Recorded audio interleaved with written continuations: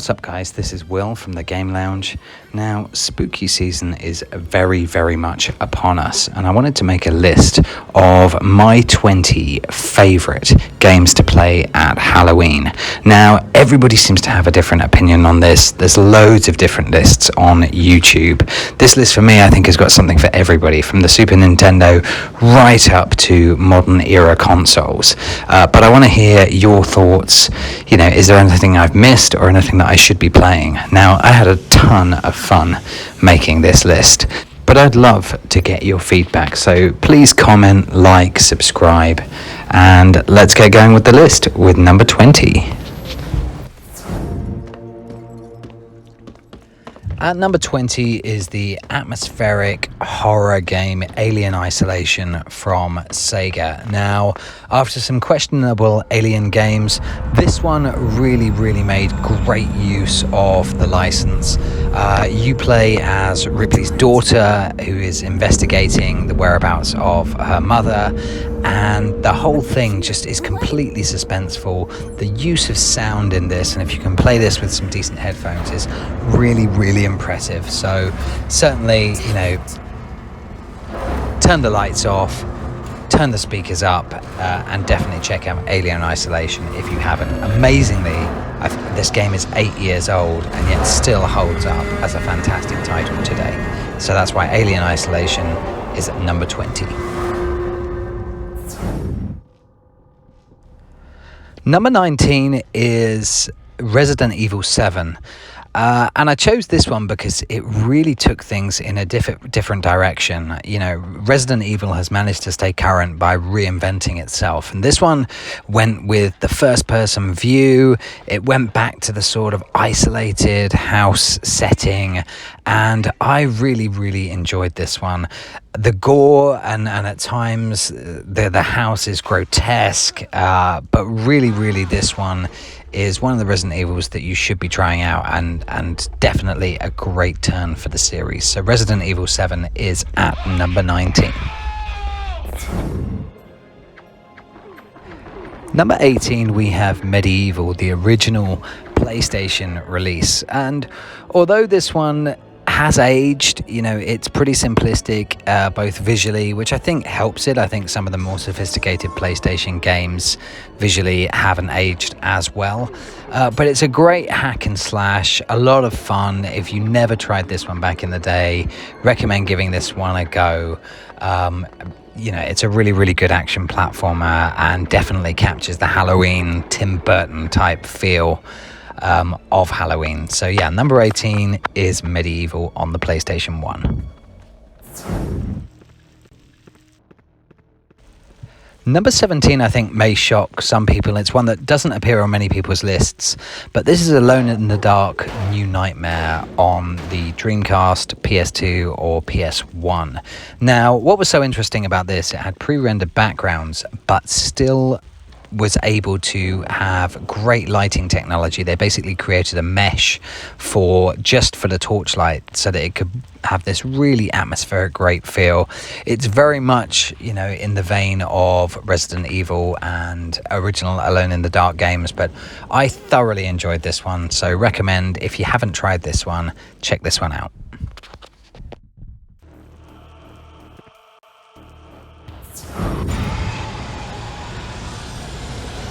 At number 16 is Alan Wake, and when this came out, this was a game that really pushed the 360 to its limits. A sort of a Stephen King-esque novel writer. You play obviously as the titular Alan Wake, and what's interesting about this one is really its use of shadows and lighting, and in fact your weapon is your torchlight. It's a really good adventure. You can now pick this up. It's been remastered on later consoles. A really good story just to immerse yourself in this one. So definitely, if you're looking for something which is not as scary but still a great fun game, take a look at Alan Wake. Number 15 is Super Ghouls and Ghosts. Now, don't be fooled by the visuals. This is one of the toughest games that you'll ever play, and if you're a glutton for punishment, then definitely pick this one up. It's you will struggle probably to get past the first level, as you're about to see me do here, but it is a huge amount of fun. It looks great. If you want to capture some of the 16-bit graphics era, then definitely give this one a go. And good luck, you will die.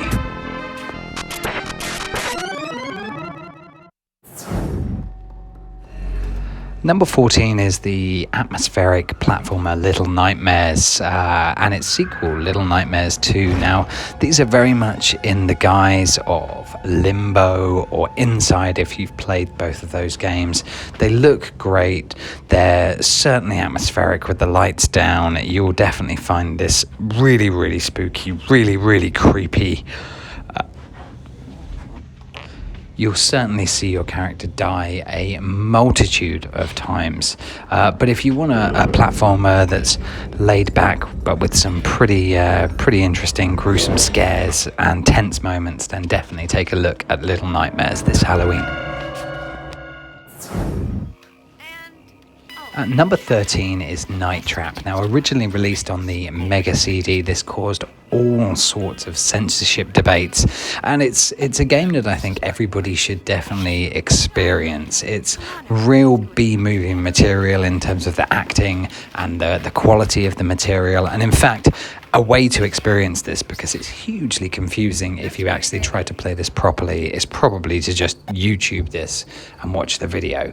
But certainly if you want a piece of history, gaming history, and you want to know what all the fuss is about, definitely try out Night Trap on the MEGACD. It's been re-released on PS4 and also the Switch, so if you want to play on a more modern console, you absolutely can. Night Trap is at number 13.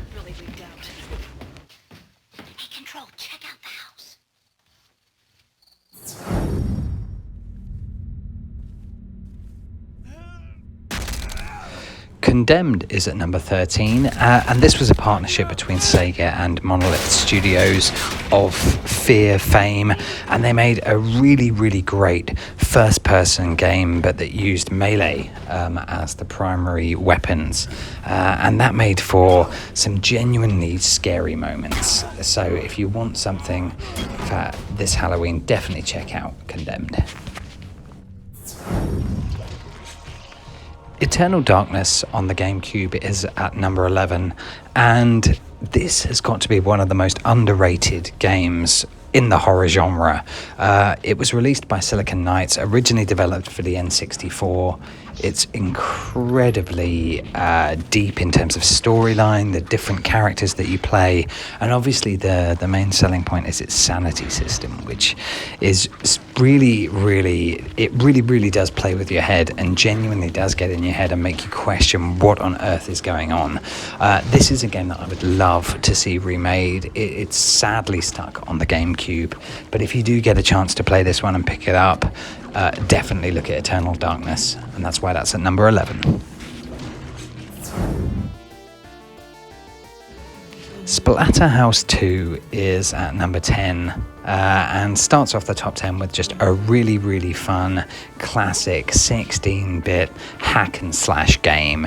It certainly shocked a few people with its content, probably quite tame by nowadays, but if you like just fun sprite-based animations, then definitely look at Splatterhouse 2. Its sequel, which was only released in the US, Splatterhouse 3, also worth a look.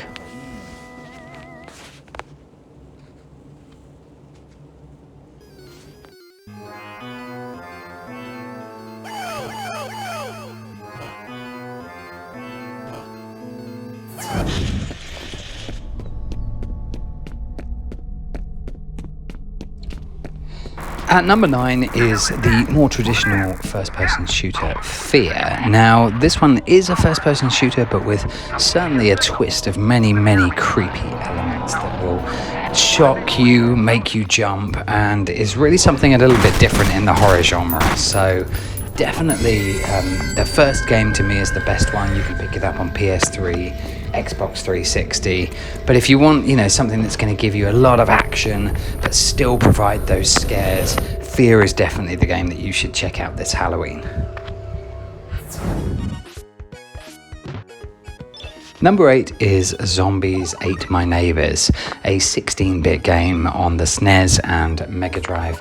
It's really fun, top-down perspective shooting game. Really great animations, really great sprite work. Obviously you can see from the art style that this is much more light-hearted with zombies jumping around, similar to the sort of Plants vs Zombies vibe. So an excellent game. Definitely try Plants vs Zombies. Definitely try Zombies Ate My Neighbours if you want something a little more light-hearted this Halloween.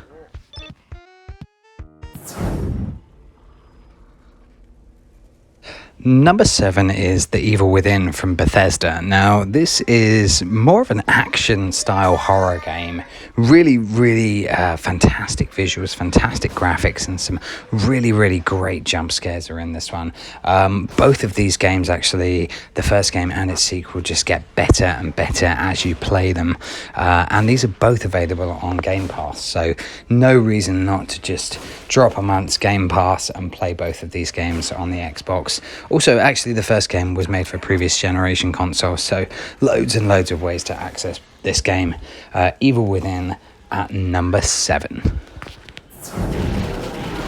At number 6 is The House of the Dead 2. Now, for me, this marks the pinnacle of the House of the Dead series. The first game was ported to home consoles on the Saturn. It wasn't a great conversion. Just a couple of years later, you had the arcade perfect House of the Dead 2 on the Dreamcast. It had multiple routes, fantastic two-player action, and the Dreamcast Blaster just really set this one apart. It's one of my favourite light gun games of all time. So if you want great fun, and certainly if you can get 2 players and 2 guns, House of the Dead 2 is definitely worth a try.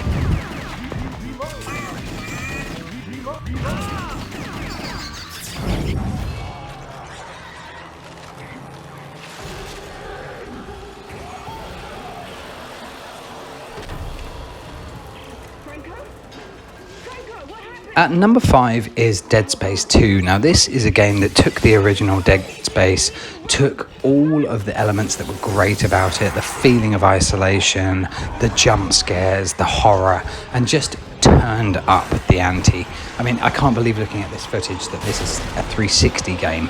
It really does hold up and look great today and is easily the best in the series. I really hope after the remake of Dead Space 1, they remake the sequel, because it's bigger and better and everything that a sequel could be, and a great game to start on Halloween.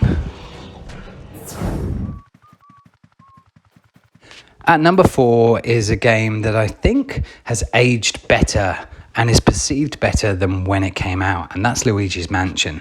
I think the sequels on the 3DS and Switch have helped it too. It was criticised originally for being too short, but actually I think it almost makes it the perfect game for this time of year. Obviously, it's not a horror game, it's got ghost and horror elements, but it's certainly a lot of fun, and if you can get the GameCube original to see where it all started, Luigi's Mansion is definitely a great game to play at this time of year.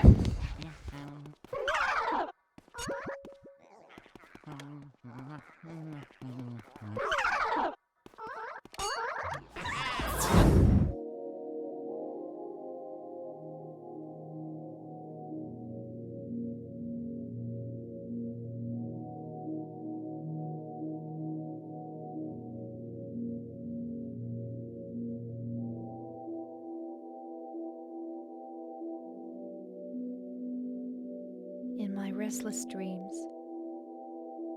I see that town, Silent Hill. Silent Hill 2 at number 3 on the PS2 was just the perfect follow-up to the original game. It was scarier, the story was deeper, and you can just immerse yourself in the fantastic world and lore of Silent Hill. I think this has just been announced as being remade. Personally, I think that the PS2 version is fantastic and you can still replay that. They did remake this as an HD remaster. Unfortunately, it was a disaster because they've lost the original code and many of the elements were rehashed and the fog wasn't in place and it just didn't work. But definitely, if you're looking for a great game this Halloween, you can't look much further than the sequel to Silent Hill.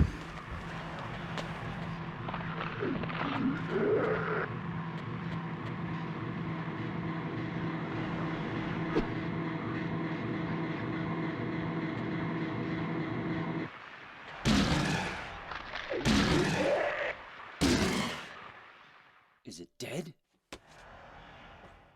What the hell is it?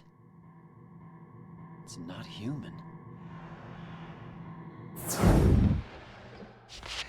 So here we are, the runner-up, and Fatal Frame or Project Zero, depending on your region, is to me almost the perfect horror game. I love the PS2 original because it's got these great grainy visuals that were actually, systematic with the PS2, but actually work so well. This is almost like watching a classic Japanese horror movie like The Ring or The Grudge. It's got so much of that borrowed Japanese humor within it, and it's just such a great game. There are of course more modern versions, the latest version on the Switch and HD consoles, so you can pick up whatever you want, but for me, the original game just really had all the scares, and without any violence. The way that you took out ghosts was with your camera, and yet still it creates this incredible suspense. So Fatal Frame is at number 2.